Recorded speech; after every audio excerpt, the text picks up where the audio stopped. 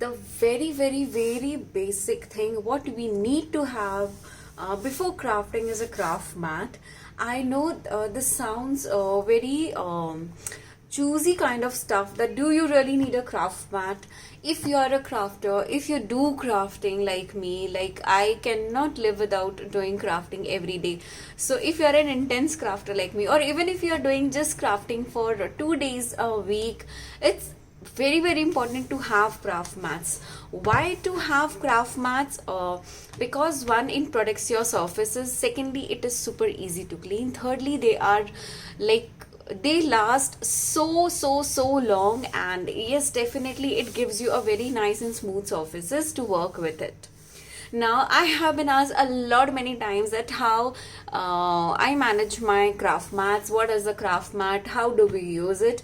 So friends, basically craft mats are these kind of thick sheets which comes in different sizes of different brands. Of course, I'm mentioning the link down in the video description box. So yes, these are the mats which I've been using. Now this is one of my first craft mats. I have been using this for almost 7 years now. Can you believe that? Yes, it has bent because I actually kept it in a very bad way for almost like 20-25 days. Like actually it was working very well, then I just cleaned it up, I got a new mat, and I just kept it somewhere in the corner, and I did not kept it properly. That was the reason it got bent. And honestly, if I like press this well, keep it in some flat surface for a good amount of time, it will just flatten up, but I haven't done that. The only reason why I did not did that is because now I have my another craft mat. I have one more like bigger size craft mat lying in my craft room. So yes, these are the 3 craft mats which I have right now. Now, how much time does it last? Like I said, I've been using this for it's almost 7-8 years now. So you can imagine like how many times you can use a craft mat. Secondly, what are the sizes available? They are available in different sizes, right from A5 size to A4 size, A3 size, A2 size and A1 size. So all of these are the, like, as you go decrease the number, the sizes becomes bigger. So this is an A3 size mat. I had been using this for quite a long time. So then when I started doing the videos, I thought of having a little bigger mat. So I have this one.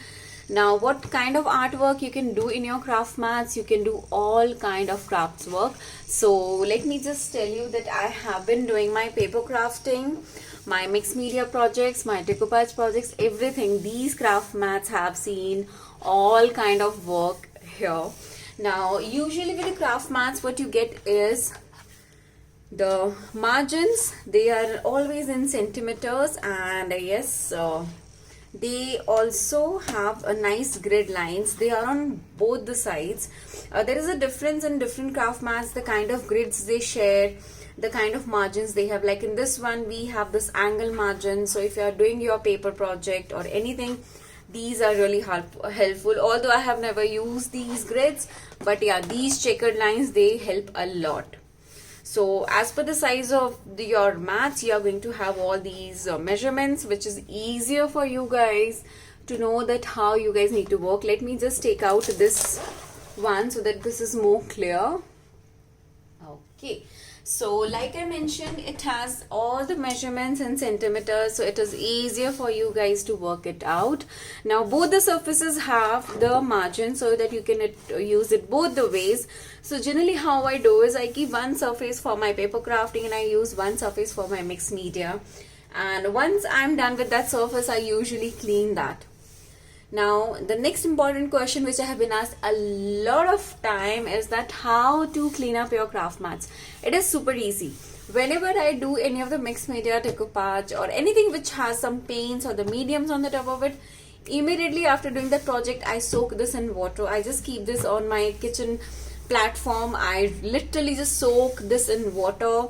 I just add a tinge of surf and I just rub it really well with my Scotch Brite or any kind, such kind of soft cleaning pads, and I just rub it and I just let it get soaked for like 15-20 minutes, and I then clean it up. And trust me, it cleans up really well. Let me just show you. Can you see this? You can hardly see any paint or anything here. That is because I have been cleaning it after every use. That's the thumbnail with your craft mats. Use them and then clean them immediately. If you will leave it, it is going to let some marks. Of course, you can clean that up always, but it is going to take a little more time and a little more effort.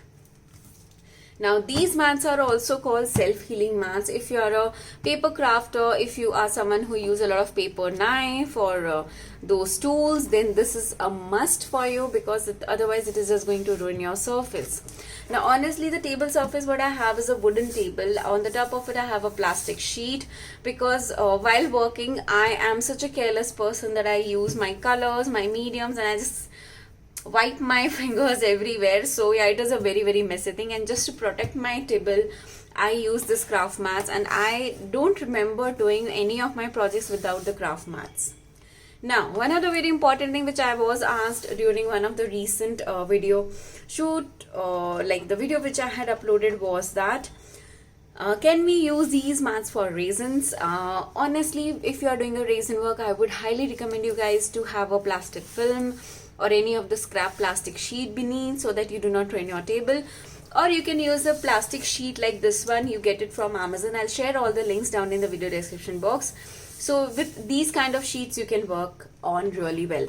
I'll just show you a mistake what I did. Like initially I was not putting any mats or plastic sheet. So here the kind of, you are seeing all these are resin. I could not clean that. I could not clean it on time. I did not put any plastic film, so it just got ruined. See, it is not letting me do any, like it is not a hurdle for me while using my any of the projects, but my mat looks dirty. Although this is dried out completely, but still I don't like my mat to be this dirty. So like I said, every time you are using your craft mat, you are using your mats, clean them immediately so that you do not have these kind of marks or patches. And yes, having craft mat is a must for everyone out there. It is really helpful. Now which sizes to opt for? Now honestly, if you are a beginner and if you are not into those video shootings and anything, then A3 size is just perfect. This works out very well with most of the craft projects, because there is nothing which is way bigger than this. So yeah, this works out very well. I highly recommend this size because it is very easy to manage, handle, clean up and everything. Next is this size. This is A2 size. I have been using this for quite a good time, but the only problem what I feel is that this is very big. This is very bulky, so just taking this inside the kitchen and cleaning up, it is not very heavy, but overall it has a bulky feeling. That is the only reason what I feel that I don't prefer to have these big mats. But definitely keeps your table very clean, because otherwise your tables are not going to get any marks.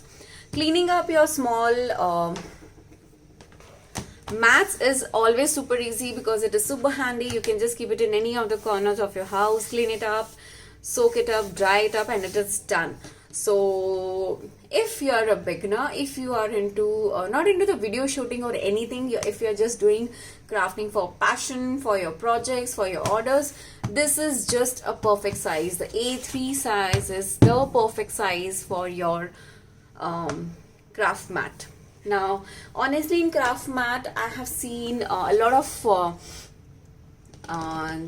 shades like green, gray, white, black, and honestly I was dying to have a gray color mat, but it was super expensive. So I literally got a recent one in 1200 or 1500 something. So, and the gray one was for a way more price, so it was like 3 times of that. So I just thought of checking that, because spending so much amount on craft mat, I did not find that like, I just felt that it was too much for a craft mat. So yeah, this is all about the craft mats what you guys have been asking me around. And let me just show you the back side. Okay, so in this craft mat, The back side has these angle margins. So like I said, I have never used it, so I'm not really sure that how much it will be useful for you guys. But in case if you guys are using these margins, do let me know. I know for the paper crafter it's a blessing to have those kind of margins, but honestly I have never used it. So yeah, that's all about it. Now this is in